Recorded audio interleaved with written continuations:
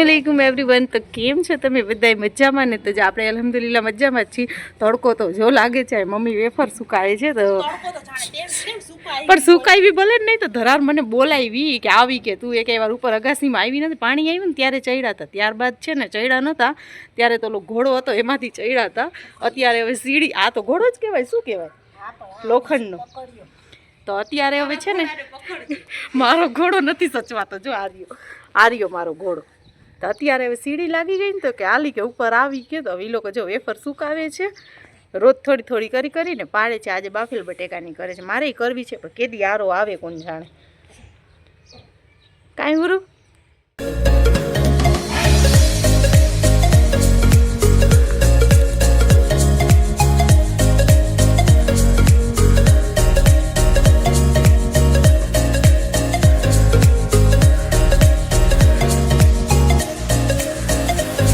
જો ત્રીજા માળેથી કેવો મસ્ત વ્યૂ દેખાડે છે મસ્ત લાગે છે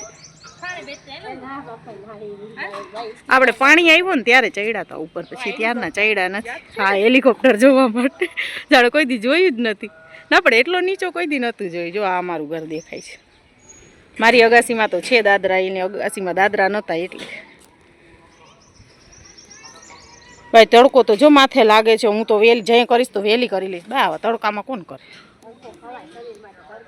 જાય છે ઘરે જો નાસ્તો બાકી છે ને ભૂરી અહીંયા એ ભૂરી હલે તો એ ભૂરી આ છે ને આ ભૂરીને બહુ હેરાન કરે છે એને મારે છે ને વિખોડિયા ભરે છે પછી ઓલી સામે એક ઠોકી લે ને તો ખબર પડે કા ભૂરું કે તો ભૂરી બોલતા નથી આવતો ભૂવા બોલે છે ભૂરીના બદલે હાલો આ જાય છે હો જાય છે ભૂરી આગળ ભૂ જે હે ને ભૂ એટલું જ આવડે છે ખાલી હવે તો ભૂ પેલે તો ભૂવા તો કહેતી હતી હવે તો ભૂ કે તો ઉરું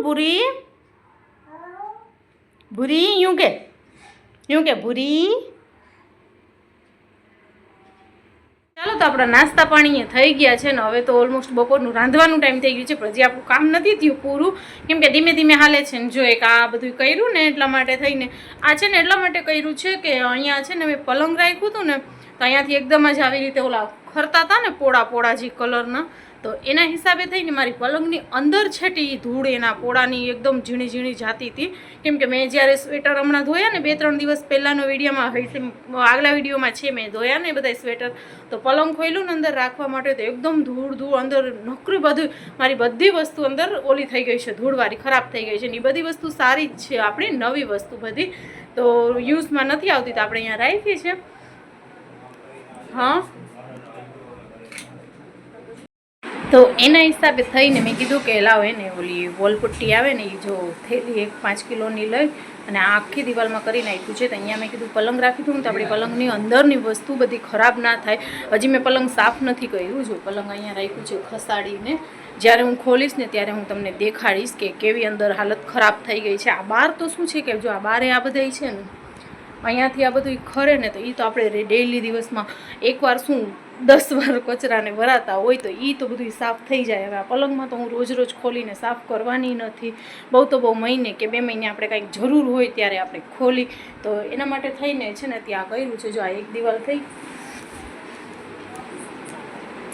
જો આ દિવાલ આખી આપણે કરી નાખી છે ને પેલે છે ને પલંગ આમ હતું રાખેલું અત્યારે જેમ છે ને એમને એમ અહીંયા રાખેલું હતું પણ હવે એમ નહીં રાખું હવે છે ને એક બેક કેમેરા તો પેલે છે ને અત્યારે અમે આમ ખસેડ્યું ને તો આમ ને આમ પલંગ હતું તો હવે એવી રીતે નહીં રાખું આ પલંગને છે ને આમ આડું રાખી દઈશ આમ અહીંયાથી કરી અને આમ અને પછી આ સાઈડ છે ને અહીંયા કબાટ રાખી દઈશ તો આખી દિવાલમાં પુટ્ટી મારી દીધી છે ને તો અહીંયાથી હવે ખરશે નહીં એટલે પલંગની અંદર કાંઈ પણ ડૂચો કાંઈ પણ જાતનો જાશે નહીં હવે આ સુકાઈ જાય ને પછી આને ક્લીન કરી અંદર હજી ખોલીને બધું સાફ કરી અને પછી અહીંયા પલંગ રાખી દઈશું એટલે ઉપર બધું આપણે ગોઠવી દીધું છે ભરીને અહીંયા છે ને આપણે પડદો લગાડી દઈશું એટલે કાંઈ પણ કોઈ જાતનો ડૂચો આડો આવે નહીં અને છે ને કલરનું તો વિચાર્યું હતું મેં કીધું હતું શાહરૂખને કે આપણે રમજાન સુધીમાં જો કલર છે ને દેવરાવી દઈએ પણ અત્યારે ખરેખર રમજાન હવે એકદમ નજીક છે અને અત્યારે એટલું બજેટ નથી કે અમે છે ને આખા ઘરમાં કલર કરાવી શકીએ જે છે ને એ હકીકત સાચી જ વાત છે કે એટલું બજેટ અત્યારે નથી અમારું કે અમે કલર કરાવી શકીએ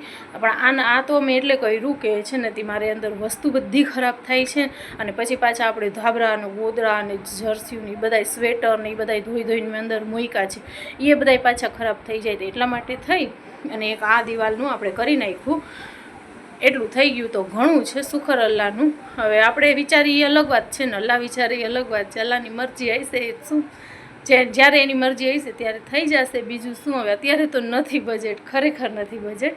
કેમ કે પછી ખાલી કલરથી એ થશે નહીં, કેમ કે આખી દિવાલોમાં પુટ્ટી મારી અને પછી કલર મારવું પડશે, તો થશે નહીં હવે. એટલે એમને વહી જશે.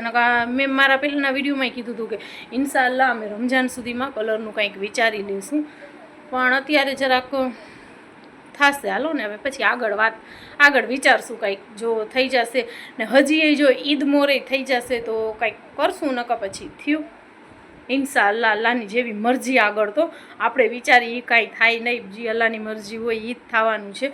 તો ચાલો હવે હું કામ કરી લઉં. અત્યારે આજ તો ફિલહાલ તો સન્ડે છે, છોકરીઓ ગઈ છે દાદાના ઘરે ને હુરેનને મમ્મીના ઘરે મૂકી આવી છું, અને ધાબરા ધોવાઈ ગયા છે. હવે પાણીથી કાઢી અને સૂકવવાના છે.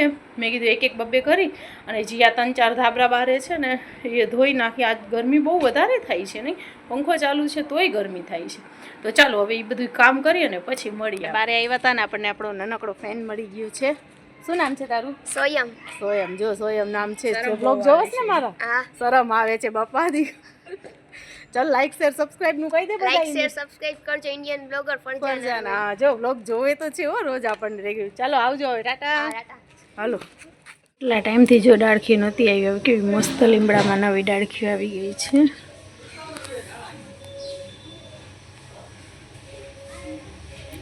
હતા એ ખરી ગયા હતા, જો આ બધા ધૂળવાળા થઈ ગયા છે.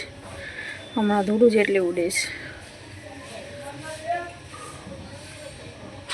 અત્યારે થઈ ગયું છે હવે નેક્સ્ટ ડે મોર્નિંગ. આપણી મોર્નિંગ તો નથી, અત્યારે 11:30 જેવા થયા છે, પણ હું છે ને રેડી કરું છું છોકરાઓનો સ્કૂલનો નાસ્તો. આજે છે ને રવાના ચીલા બનાવીને દઉં છું એને, જે આપણે સૂજીના બનાવીને એ.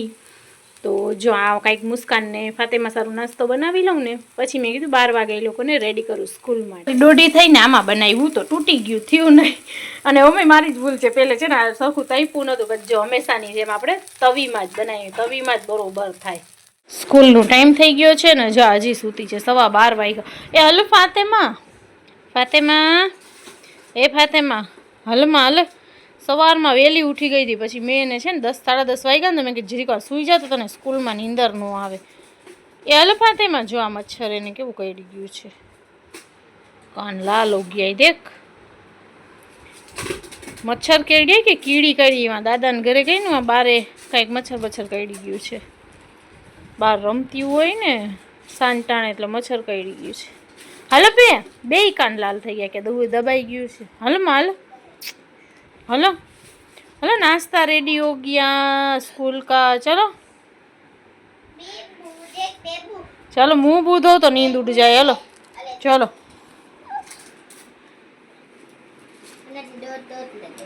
છોકરાઓનો નાસ્તો થઈ ગયો રેડી. મેં જાણી કરીને થોડાક નાના નાના બનાવ્યા છે, મજા આવે ને એ લોકોને, આમ લાગે ને કે જાણે અમારા માટે જ સ્પેશિયલ બનાવ્યા છે. નકા સેજ ઓમ ઘરે કરીને તો સેજ એનાથી હું મોટા કરું. જો આપણે તવીમાં જ બરોબર થાય ને જરાક છે ને ધીમે તપાકે. મેં કરકરા કર્યા છે એટલે ઓલા ના થઈ જાય ને જરાક.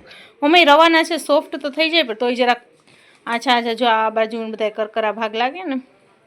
બહુ મસ્ત છે ટેસ્ટમાં. મુસ્કાન બે ખાઈને બેઠી છે એટલે કહે છે મસ્તીના છે. તો હવે જો સાઈડની દિવાલમાં જ્યાં પોળા વધારે ઉખડેલા છે ને અહીંયા પેલે પુટ્ટી મારી છે ને પછી ઉપર વ્હાઈટ કલરનું પેન્ટ કરી છે, ચૂનો મારી છે. તો પહેલે વિચાર નહોતું, પણ આ એક દિવાલ કર્યા પછી સારી લાગવા માંડી ને તો સારું કે લાવને આખા રૂમમાં કરી જ નાખીએ આપણે. જો કંઈક આ હાલત થાય છે મારા પલંગની. જો અંદર સુધી બધું ગયું છે. તો હવે છે ને આપણે બધું સામાન બહાર કાઢી ઝાટકી ઝૂપટી અને પછી પલંગને મૂકી દઈશું આપણે. ગાદલાની તો એનાથી વધારે ખરાબ હાલત હતી.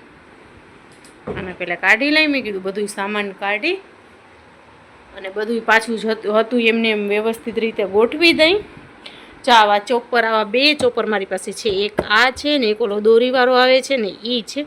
તો વિચાર કરું છું દોરીવાળો છે ને એ બારે કાઢી લઉં વાપરવા માટે.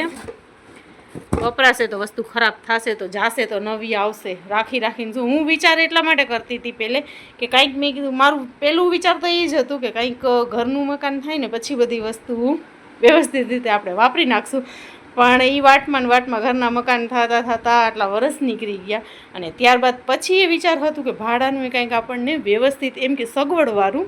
અલ્હમ્દુલિલ્લાહ આ એ સારા જ છે મકાન, જેટલા મળ્યા એટલા આપણે રહેવા માટે માથે છત છે એ શુકર છે અલ્લાહનું.